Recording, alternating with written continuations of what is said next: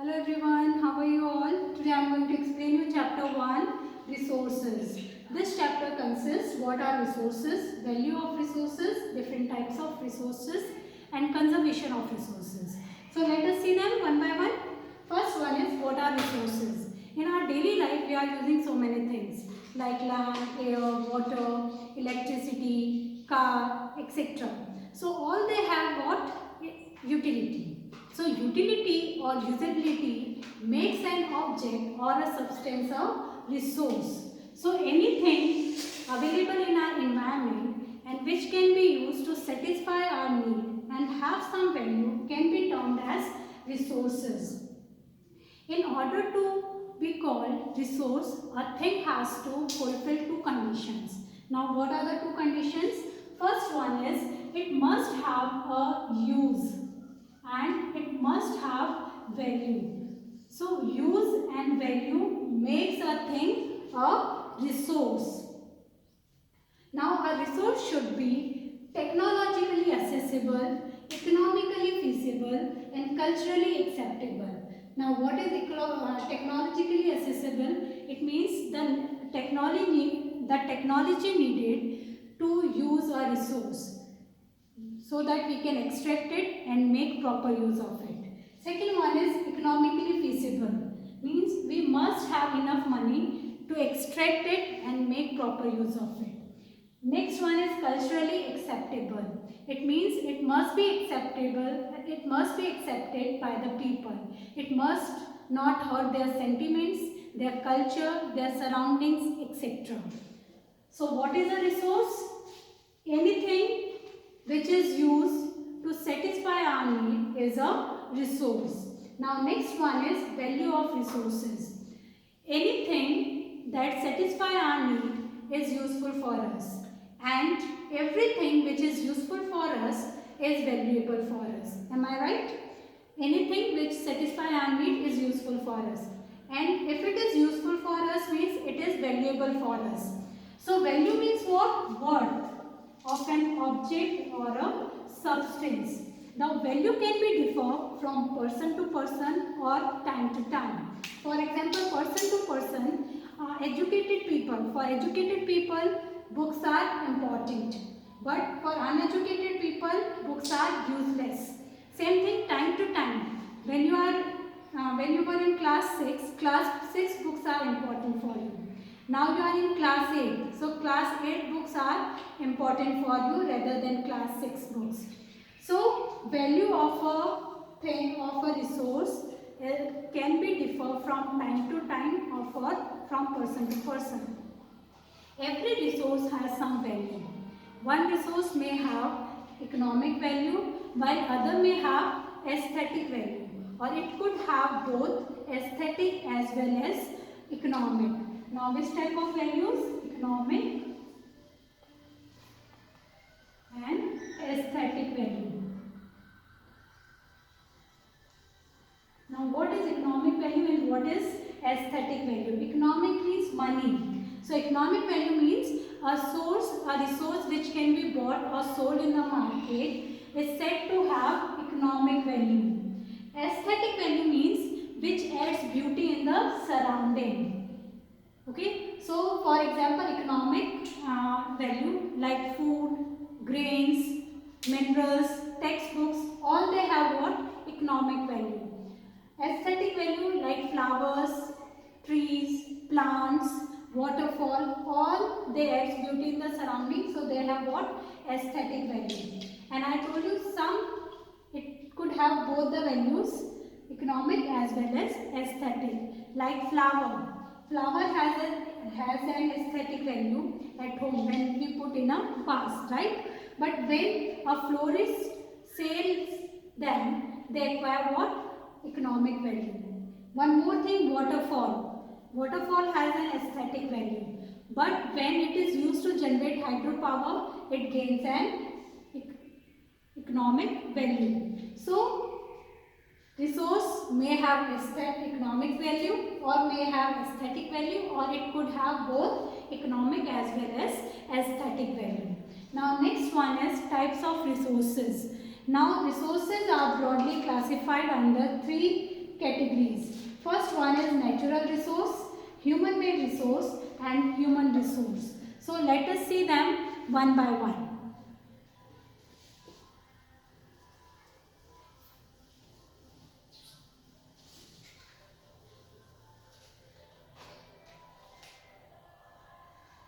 First one is natural resources.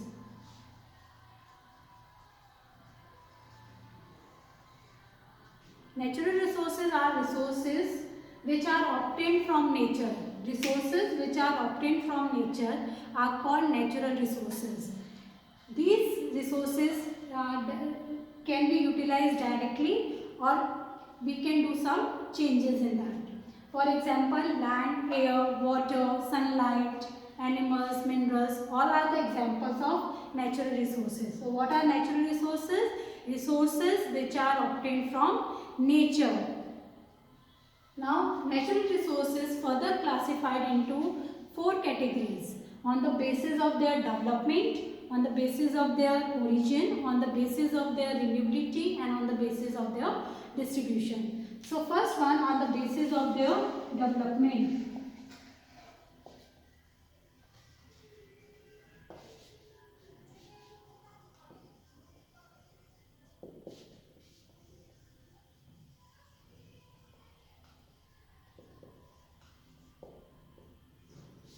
On the basis of their development, they are classified as actual and potential resource.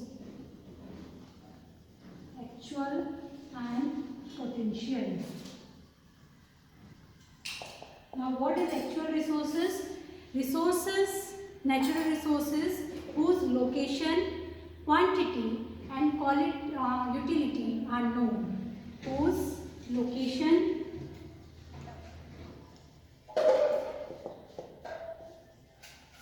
quantity and utility are known, are called actual resources. Means we know where they are located, in which specific region, in how much quantity, and we know its use. So what is actual resources?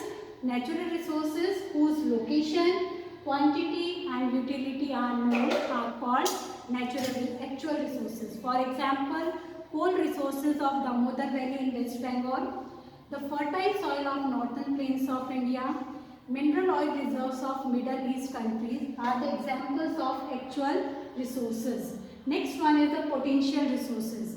Natural resources which are not utilized at present and whose quantity is also unknown. Or we can say resources about which we don't have sufficient knowledge at present. Means we don't have the technology and we don't know about its quantity. So these resources may be used in future when the technology may be advanced or may be developed. That time these potential resources can be converted to actual resources. Now example of the potential resource is mineral resources that lie under the thick ice sheets of Antarctica. The technology to extract them from such a depth has not been developed yet. So it's a potential resource, because we know that resources are there in Antarctica, but we don't have the technology to extract them and to use them. So in future when technology will develop, that potential resource may be converted into actual resource. Now next one is on the basis of their origin. On the basis of their origin, they are classified as biotic and abiotic resources.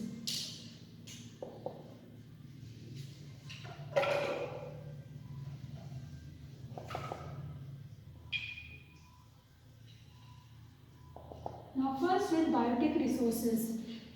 Now biotic resources comes, all living things comes under biotic resources. And abiotic resources, all non-living things comes under abiotic resources. So biotic resources are those resources which are living. Abiotic resources, all those resources which are non-living. For example, biotic resource, plants and animals. Abiotic resources, gold, iron, land, water, air, minerals, rocks, all comes under abiotic resources. Again listen, biotic resources means these resources include all living organisms like plants and animals. Abiotic resources that are non-living. For example, gold, iron ore, limestone, land, water, air, etc. Now, on the basis of their renewability,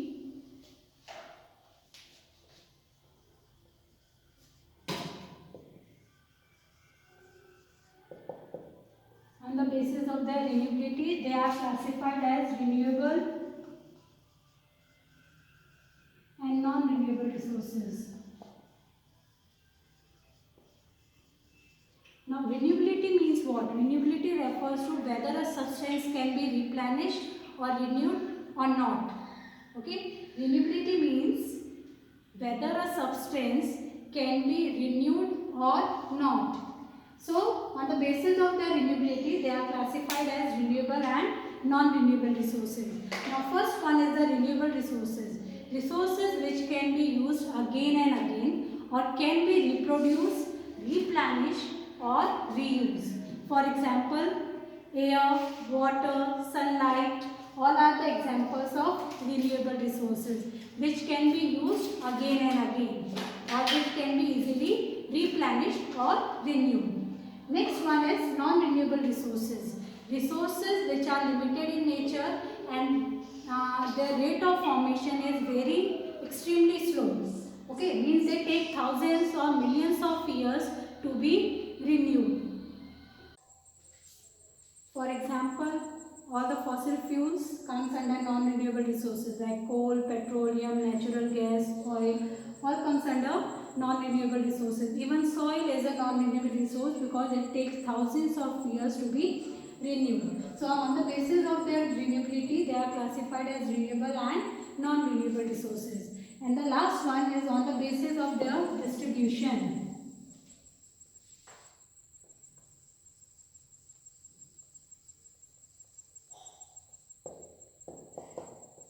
On the basis of their distribution, they are classified as ubiquitous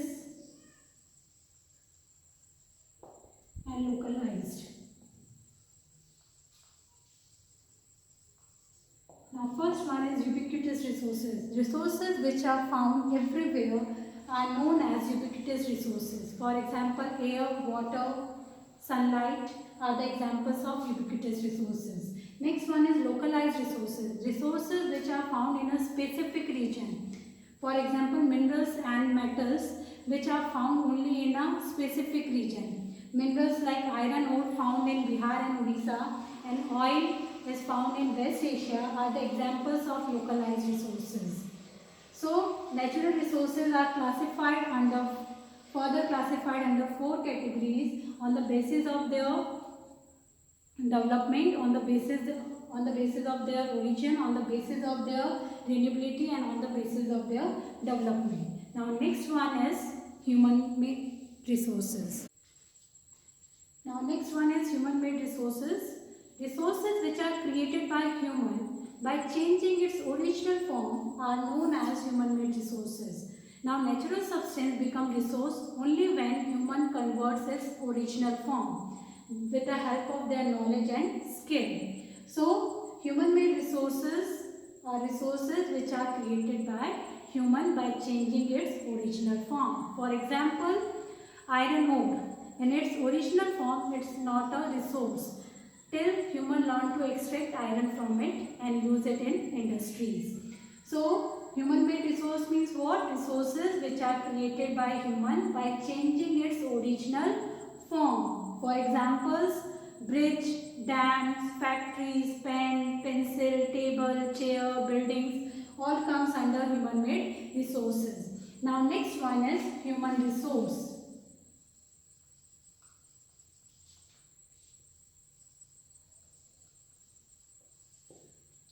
Human is a resource and it is considered the most important resource for the society, for the country. Now, why it is considered the most important resource for the society or for the country? Because it is human only convert the natural resource into a more useful form. Economic prosperity of a country depends how the available resources are used by humans. In other words, we can say that people are useful for the society and are therefore a resource. Now, all the peoples are not are useful for the society and for the country. People who is healthy, educated and skilled, they are useful for the society. Educated and skilled, they are useful for the society or for the country. So people who is healthy, educated and skilled are useful for the society. So that's why they are resource for the society. We can say that health and education convert a person into a resource. So it is important that every country must invest in the health and education of the people and provide them tools to increase their skill and knowledge so that they can create new resources. So now type of resources already explained. 3 types of resources are there: natural, human made and human. Now next one is conservation of resources. We all know that resources are limited and there is a need to conserve them, and it is a gift from the nature. So conservation of resources means what? Conservation of resources means to utilize resources carefully without any misuse and waste. Reckless use of resources not only reduces the quantity but it also affects the quality. So all resources should be used very carefully and wisely. While using them, we should give them time to renew. If we are not careful, then resources will become scarce and will get exhausted. Now, example, water. Water seems like an unlimited resource, but careless and excessive use of water resource can lead to shortage of water, and many parts of the country now facing a shortage of water. Same thing, petroleum.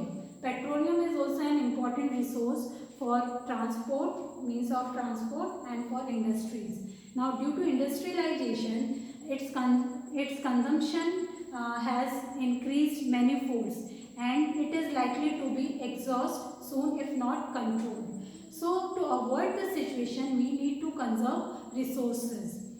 While when we utilize a resource, we must also think about the future need. And we must use a resource in such a way that there is enough for the future generation. So this balancing of the use of resource and preserving them for the future is called sustainable development. Now what is sustainable development?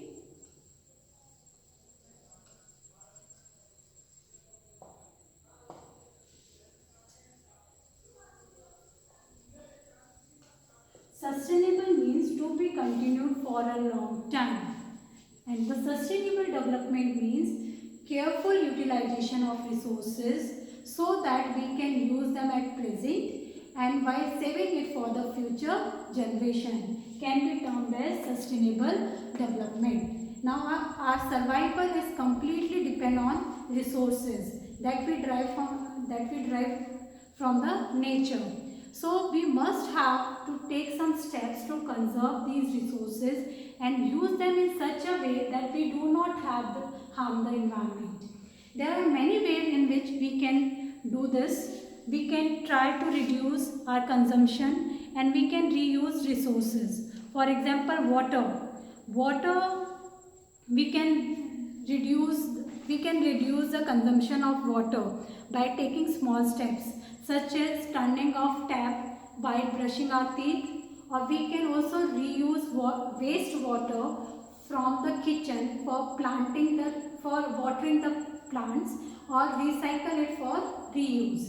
Now some principles are there of sustainable development. So some principles of sustainable development are, first one is minimize and reduce the overuse of natural resources.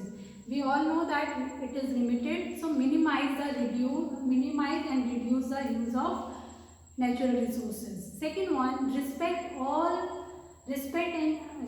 and take care all forms of life. Third one, we can say that allow all forms of life to flourish on the earth and conserve the diversity that exists on earth. Now, due to deforestation, due to widespread deforestation and killing of animals and birds, already birds have endangered so many species of plants and animals, and some already lost forever and some other are disappearing very fast.